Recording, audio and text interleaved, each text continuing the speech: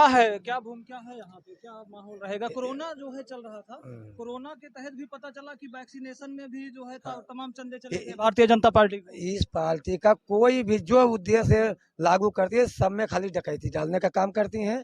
और कोरोना हो चाहे जो हो, उसके आड़ में ये अपना ढूंढ लेते हैं सफलता। आपदा में अवसर कहा, आपदा में अवसर ढूंढ लेते हैं। और बीजेपी जो है कहीं भी अमेठी में दिखाई नहीं पड़ेगी इस बार, चाहे जो गठबंधन से प्रत्याशी आए चाहे समाजवादी पार्टी से आए, वो बहुमत से, पूर्ण बहुमत से जीतेगा। यहाँ पे जो है क्या रहेगा, क्या संकेत रहेगा, कितने वोटों प्रतिशत से जीत आएंगे? यहाँ कम से कम 2 लाख वोटों से जीत होगी। चलिए और लोग पूछते हैं क्या स्थितियां रहेंगी अमेठी में?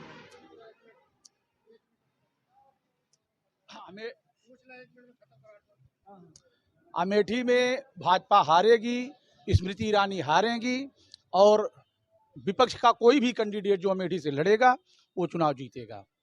और रही बात यहाँ पे जो लोग बोल रहे हैं, आपका मीडिया जो है, जो जिसको गोदी मीडिया बोला जाता है, वो 400 के पार की बात कर रहा है और इस चुनाव के बाद पता चल जाएगा कि वो कितने के पार जाएगा। इसको जो है आपके लोग बाहर का रास्ता दिखा देंगे जो है, और अमेठी से जो है विपक्ष की जो भी कैंडिडेट होगा वो चुनाव जीतेगा। स्मृति ईरानी चुनाव हारेंगी, बिल्कुल डेढ़ से और है, क्योंकि इन्होंने केवल वादा किया है और काम कुछ नहीं किया है।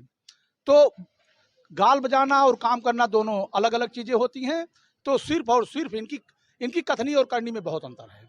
कहते कुछ हैं, करते कुछ हैं। इसलिए जो है पब्लिक इस बात को जान गई है, समझ गई है और अब इनके बहकावे में आने वाली नहीं है। सब लोग इनसे खिलाफ हैं, इसलिए जो है चुनाव हारेंगे अब की बार। यस, एकदम कंफर्म है चुनाव हार जाएंगे आप, अमेठी से हरवा देंगे? ऐसा है कि हमारी पार्टी के राष्ट्रीय अध्यक्ष जी ने इस सीट को अमेठी की गठबंधन, इंडिया गठबंधन को दिया है। यहाँ से कांग्रेस का कैंडिडेट लड़ेगा और भारी बहुमत से कांग्रेस का कैंडिडेट यहाँ से जीतेगा। जो भी राष्ट्रीय अध्यक्ष के निर्देश होंगे उसका पालन होगा।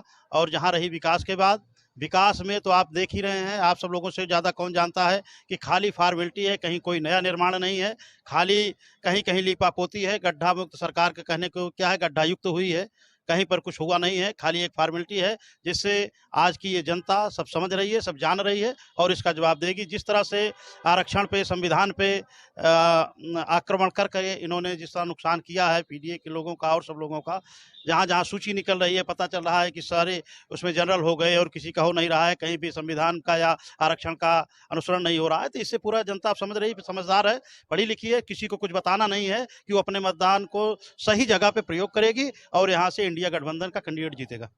ये संविधान बचाने और आरक्षण बचाने की जिम्मेदारी बतौर जिम्मेदारी कांग्रेस और समाजवादी पार्टी की है कि और विपक्षी दल भी हैं इसमें? देखिए, ये जिम्मेदारी हर नागरिक की है और कोई भी पार्टी, समाजवादी पार्टी या कांग्रेस को छोड़ करके फिलहाल नहीं ये दिखाई देती है उत्तर प्रदेश और इधर हिंदी भाषी प्रदेश में जो मजबूती से इस लड़ाई को लड़ रही हो, संविधान को बचाने के लिए, पीडीए के लोगों का आरक्षण बचाने के लिए, इनके हक अधिकार को बचाने के लिए।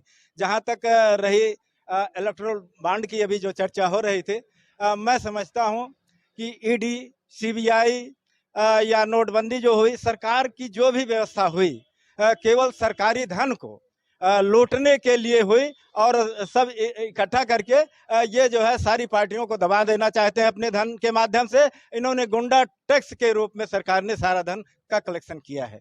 यही मैं कहना चाहता हूँ। ये जो गुमनाम वचन पत्र है लगातार लिया जा रहा है, तो उस पे विपक्ष काहे रोड पे क्यों नहीं उतर पा रहा है?